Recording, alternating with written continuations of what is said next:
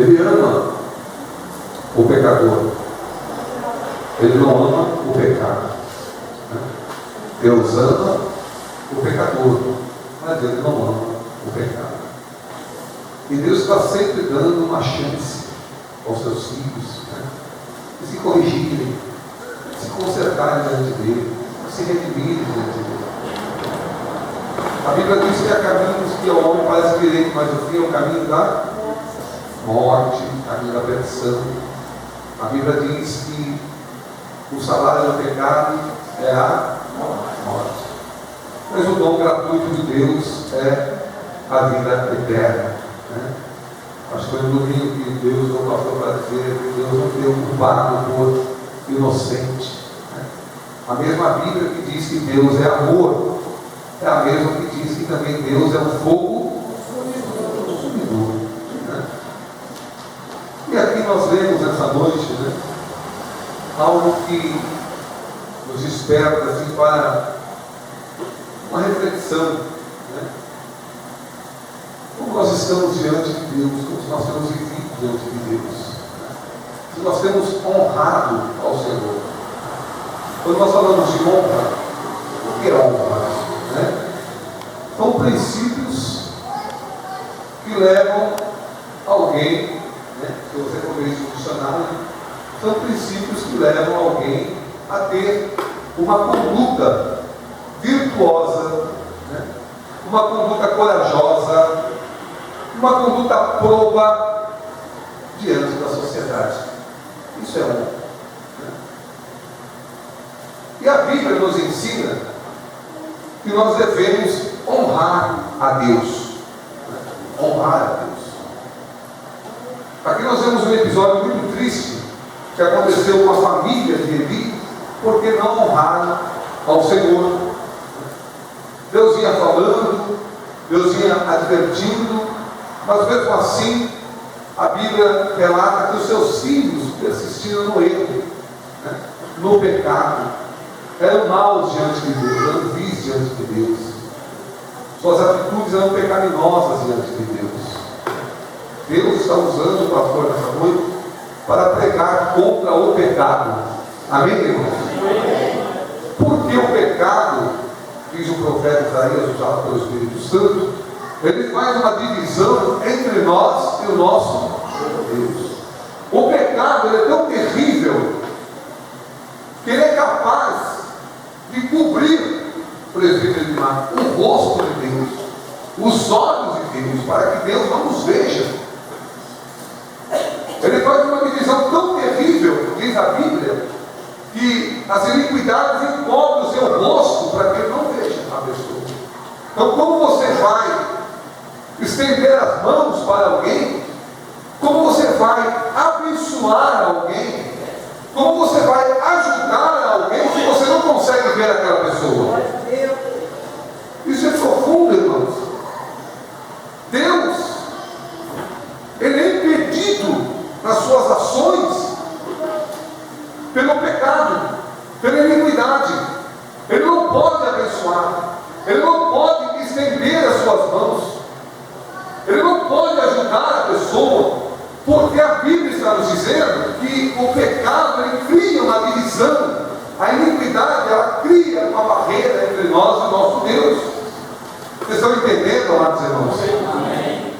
Deus até quer, mas ele não pode, ele não consegue, porque Deus vela pela sua palavra para fazê-la cumprir. Então, se a sua palavra diz que o pecado cria, forma uma divisão entre nós e o nosso Deus, é porque realmente forma.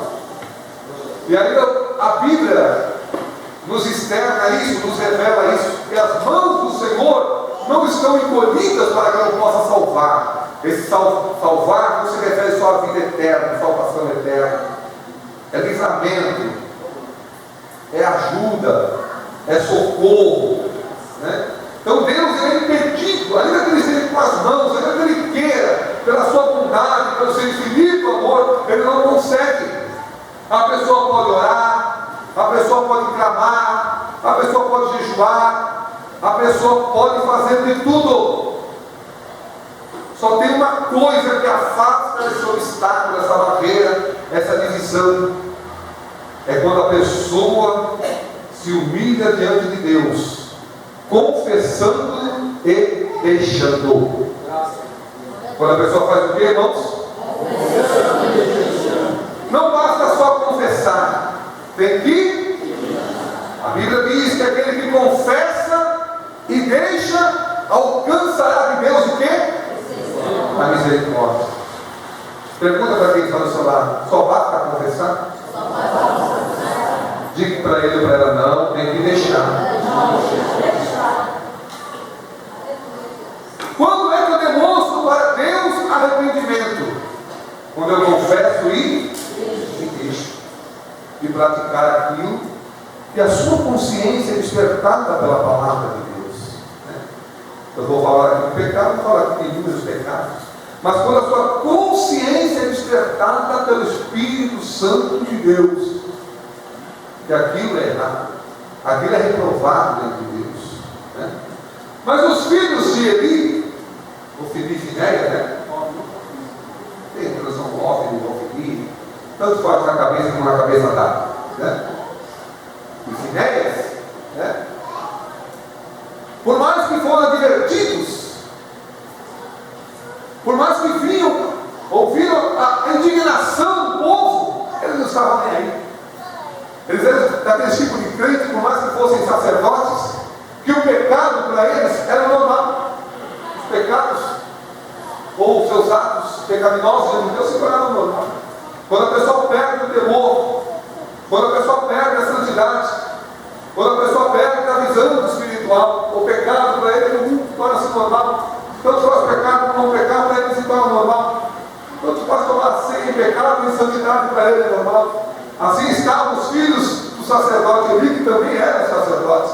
Deus tinha uma promessa sacerdotal para aquela família. Engana-se quem pensa que Deus não retira as suas promessas. Deus retira, como o pastor disse, do domingo, como retirou da vida de Esaú e transferiu para o seu irmão Jacó. Deus disse: olha, eu tinha prometido que essa bênção ficaria na sua casa, na sua família para sempre. Nós não lemos isso aqui, irmãos? Não acabamos de ler? Ficaria na sua família para sempre. Mas por causa da iniquidade, do pecado, o Senhor disse: longe de mim fazer tal coisa. E se você continuar lendo esse texto, você vai ver que Deus agora transfere a bênção sacerdotal, as promessas sacerdotais da casa de Eli para a casa de Samuel. Compartilhe comigo dizendo para quem está do céu: não permita que Deus transfira aquilo que Ele já tem proposto para você. Não permita. O pecado diante de Deus, ele é terrível. Ele faz com que Deus deixe de abençoar a pessoa e passe aquela bênção que deveria ser para aquela pessoa, Deus transfere para outra pessoa. Porque Deus é santo.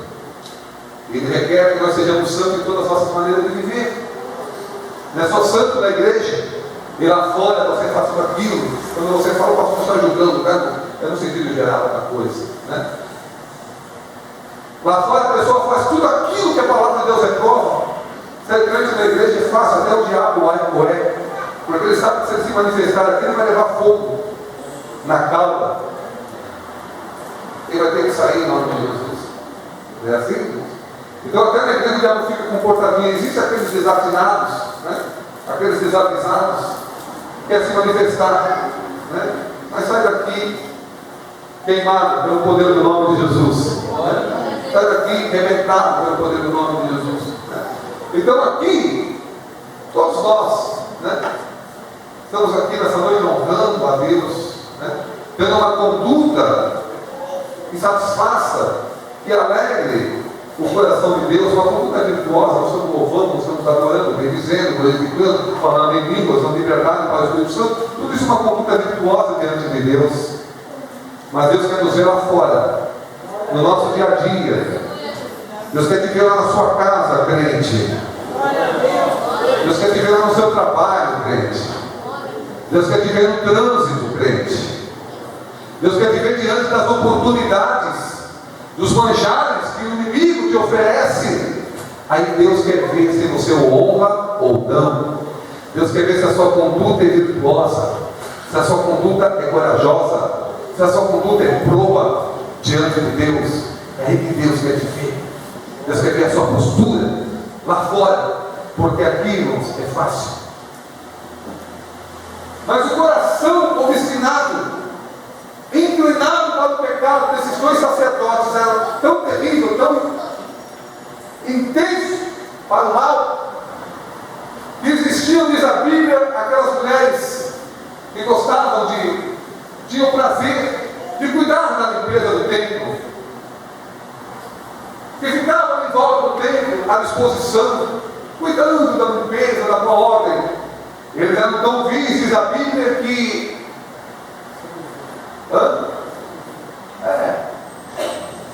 você foi até ético na sua colocação. Então não vou manter essa ética. O pastor ia falar outra coisa. Acabaram se envolvendo com aquelas mulheres e profanando o santuário, a casa de Deus, a congregação, né? Porque perderam o senso, perderam o temor, perderam a santidade.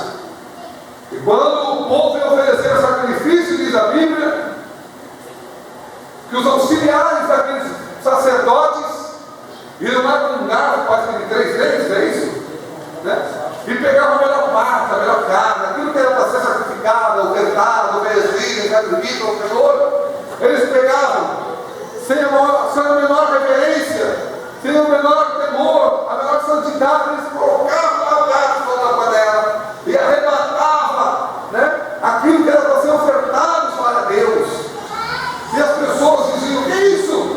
Ofertando, que isso que vocês estão fazendo? Vocês não podem fazer isso. Eles diziam: ou você dá por bem ou você dá por mal, né? Cortavam, levavam. Então tinha uma verdadeira balbúrdia, casa de Deus, tinham profanado o lugar santo.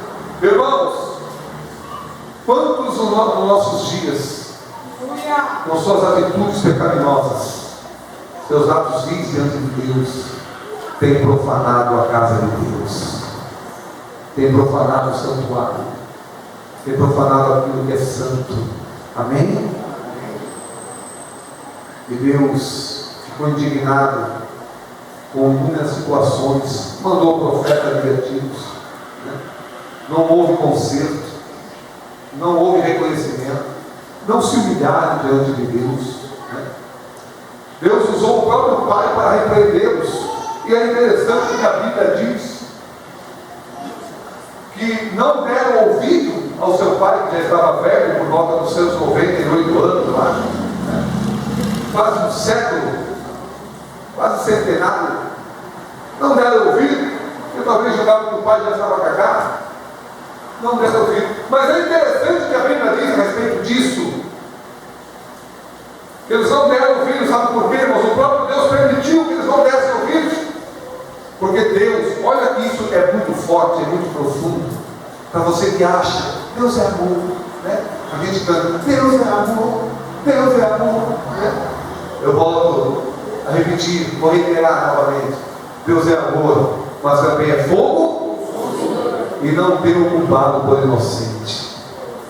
A Bíblia diz que eles não deram ouvidos, porque Deus queria matá-los. Que forte isso, né, irmãos? Deus queria matá-los. O pecado é gostoso. O pecado é prazeroso. O pecado é sedutor. O pecado,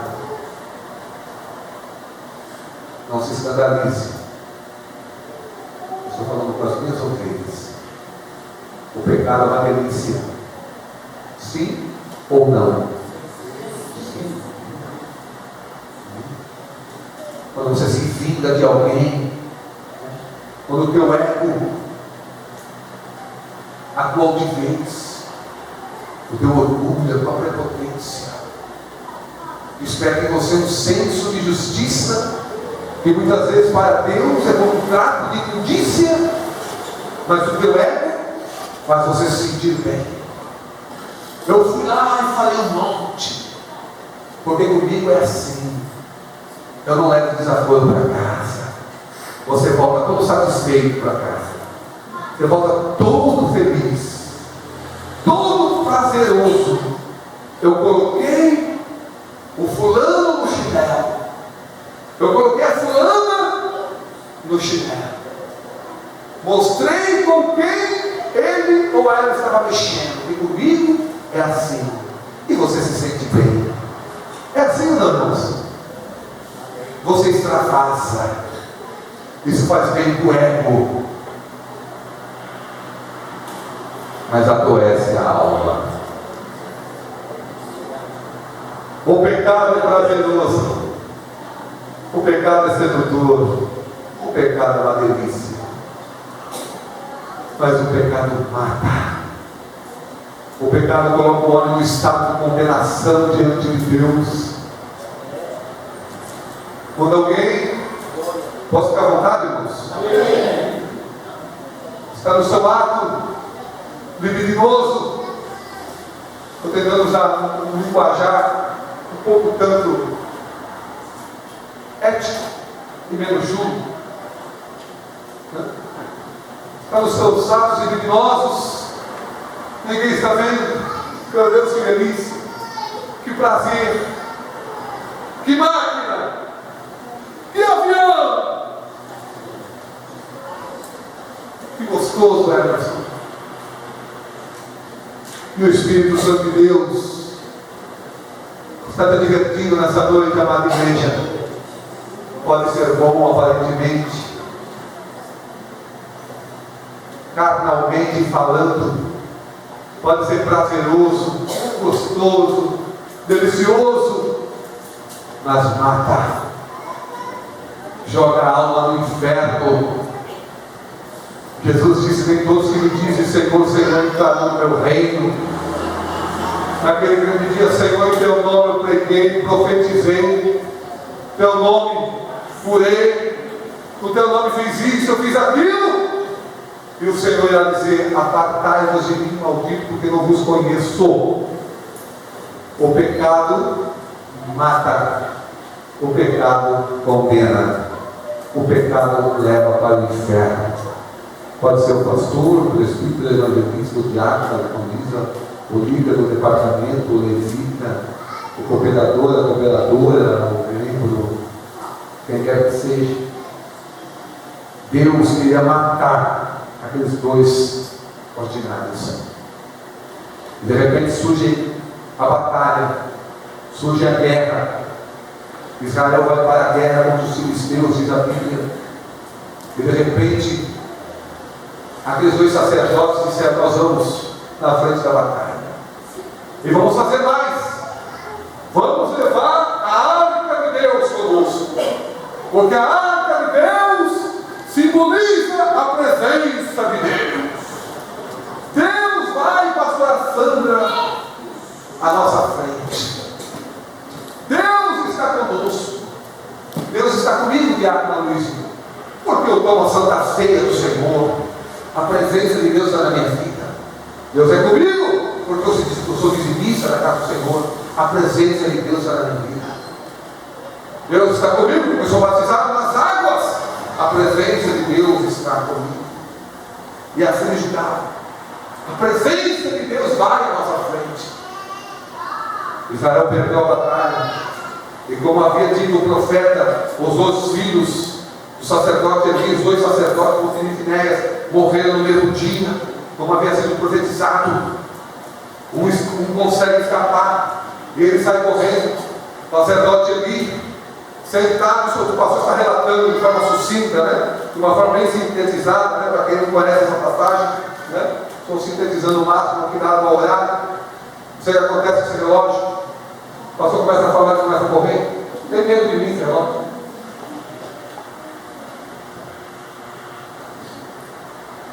O sacerdote Eli já cansado, sabendo que a arca de Deus tinha ido na frente da batalha, seus filhos estavam também envolvidos na batalha, Israel estava em guerra, o sacerdote Eli agora já cansado, velho, 98 anos, se não me engano, cego, praticamente cego, pede para que o coloque, o posicione na entrada, né, da cidade, numa cadeira, ele fica ali esperando boas novas, e de repente alguém consegue escapar do calor da batalha, consegue sair vivo, estrupiado, ele chega e vem correndo e começa a relatar, e o povo começa a prantear, o sacerdote fica curioso, o que está acontecendo, me fala, me traga aí as boas novas, quais são as notícias, o que está acontecendo, e o rapaz começa a dizer, o soldado começa a dizer, olha sacerdote, eu consegui escapar, e as notícias não são favoráveis, pelo contrário, são tristes, são angustiantes, olha, Israel perdeu a batalha, o sacerdote já sentiu. O quê? Perdemos a batalha, eu consegui escapar. Mas tem mais. Os seus dois filhos foram mortos, morreram em combate. O sacerdote já se segurando naquela cadeira. Mas o pior está por vir. A arca de Deus foi tomada.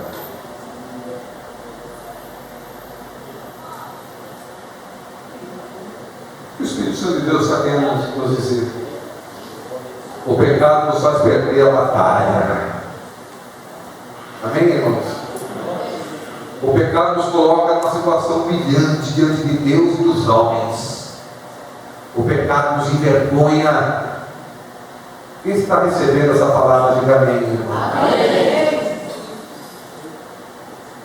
O pecado substitui a vitória pela derrota.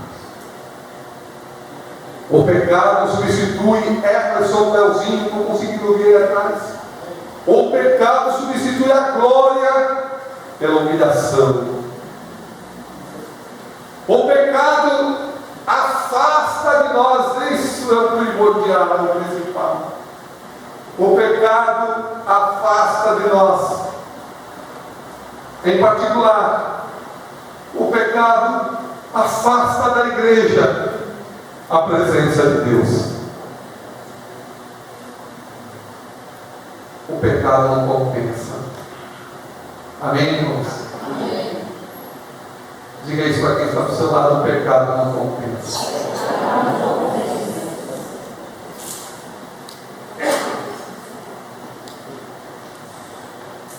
Até perder a batalha, ele estava se aguentando na cadeira. Até perder os seus dois filhos, também estava se aguentando na cadeira. Mas como disseram que a presença de Deus tinha sido levada, a arca tinha sido tomada, diz a Bíblia que o sacerdote foi demais para ele. Ele não aguentou o baque, caiu para trás, quebrou o pescoço e morreu. O pecado só serve para isso, causar tragédias. Quem está entendendo, diga amém. Como se não bastasse a sua nora, que estava grávida, prestes a dar à luz, ao ouvir tantas notícias trágicas, ela agora cai, começa a passar mal, com dores de parto, e já morrendo, como realmente morreu na hora do parto. Como é bom ler a Bíblia, né, irmãos? O Espírito Santo vai trazendo à memória aquilo que você já leu, já meditou. Sentindo as dores de parto, prestes a morrer, a nora do sacerdote morrendo, ela ouve as mulheres que a estavam no parto, ajudando no parto, dizendo: olha, é um menino, se alegra, é um menino. Mas diz a Bíblia que ela não fez conta disso, e ele morreu na hora do parto. Que tragédia daquela família. O pecado é uma brecha e dá legalidade ao diabo de entrar e de agir e de tocar naquilo que você mais ama. Amém? É bom, é gostoso, é prazeroso satisfazer a carne, os desejos carnais, o ego, o orgulho, a altivez. Mas é uma brecha que dá legalidade ao diabo para entrar. Olha, irmãos, é profundo que Deus está usando o pastor para falar nessa noite. Não permita que o diabo toque naquilo que você mais ama. Se Deus está falando nessa noite ao teu coração, feche essas brechas em nome de Jesus. Ela não fez conta porque estava morrendo, e ali mesmo, na hora do parto, ela morreu. E as pessoas que estavam ali colocaram o nome de acabou. E acabou. É isso mesmo, e acabou. É isso? E acabou. Ou e acabou.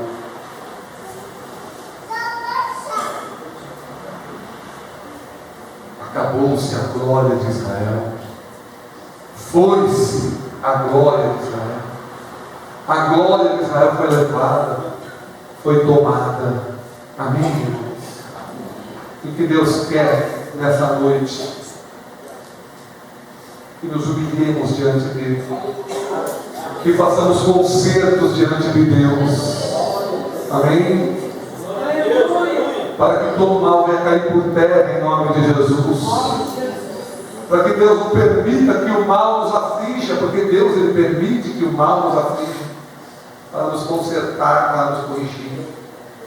Para que Deus não permita que o mal entre dentro do nosso lar e toque naqueles que nós amamos. Nos humilhemos diante de Deus. Nós não somos nada.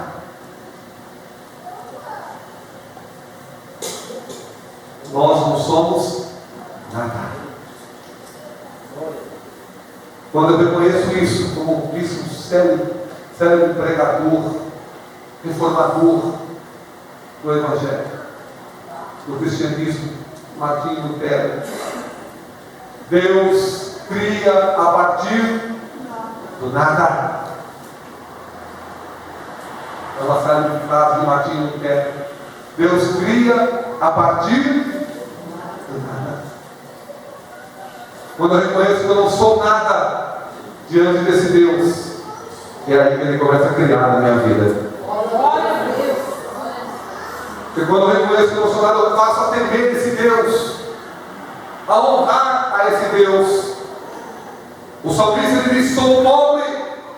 Veja o próprio rei dizendo: sou pobre e necessitado. É um salmo de Davi, não é? É? Vocês são comigo? É um salmo de Davi? Salmo de Davi?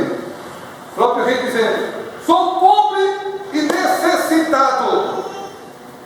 Mas o rei, pobre e necessitado, eu sou o rei.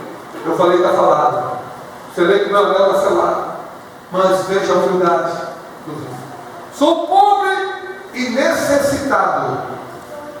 Davi está querendo dizer: não sou nada. Não sou melhor do que ninguém. Ainda que seja rei, não posso ter o rei na barriga, porque tudo aquilo que sou, tudo aquilo que tenho, é proveniente de Deus. Sou pobre e necessitado, mas o Senhor cuida de mim.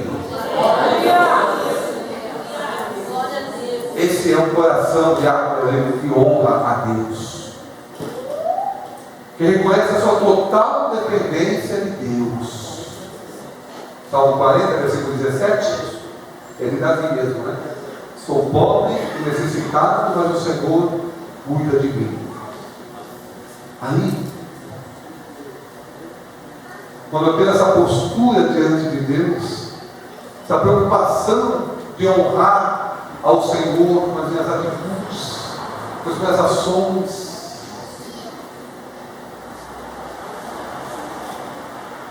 como a Bíblia me ensina, e eu estou encerrando, irmãos. Como a Bíblia me ensina, abre aí por gentileza, Provérbios capítulo 3, versículo 9.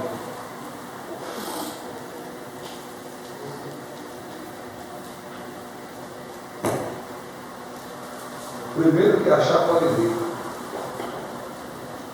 Honra ao Senhor com a tua fazenda, e com as primícias de toda a tua vida.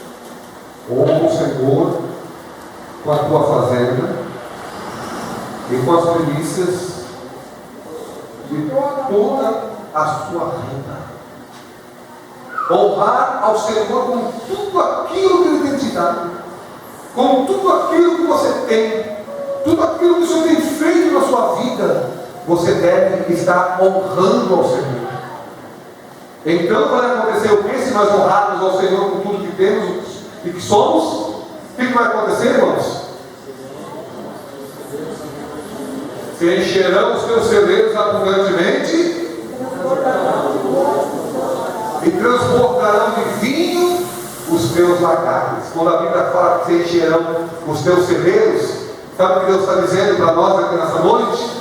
Ao contrário de tudo aquilo que a desonra para com Deus atrai mal, como o pastor fez menção da família do sacerdote Eli, que Deus tirou a sua glória, as suas promessas e transferiu para uma outra família, a família de Samuel.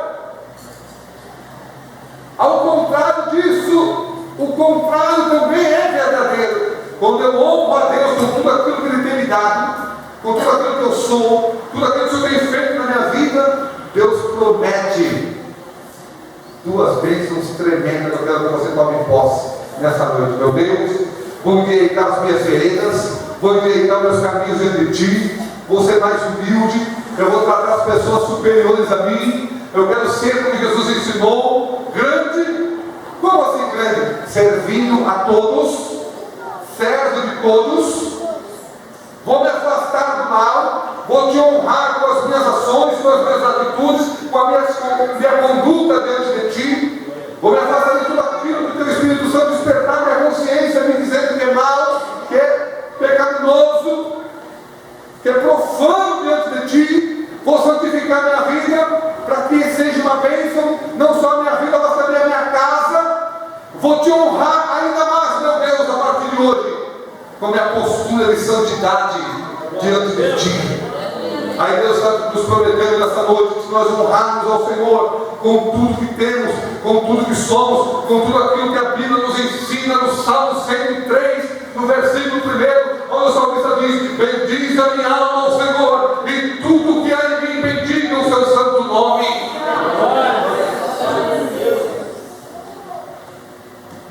Aí Deus está nos prometendo: se você fizer assim, meu servo, se você fizer assim, minha serva, se você fizer assim, minha igreja, eu vou fazer o quê?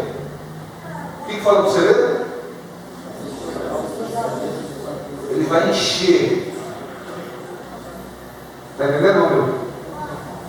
Vai encher os teus celeiros e vai fazer transbordar os teus tanques, teus lagares de vinho. Quando a Bíblia diz de encher o celeiro, Deus está te prometendo nessa noite que você tome posse de Jesus. Deus vai prosperar a tua vida em nome de Jesus. Quando a Bíblia fala de moço de vinho, Deus está te dizendo: Ele vai te fazer a pessoa mais feliz da face dessa terra. Ele vai te proporcionar momentos felizes, momentos alegres, momentos de gozo, de júbilo, de glória na tua vida em nome de Jesus. Compensa viver uma vida em conformidade com a vontade de Deus e longe do pecado. Quem recebe essa palavra diga amém em nome de Jesus. Vamos orar? Se coloque em pé, a gente vê.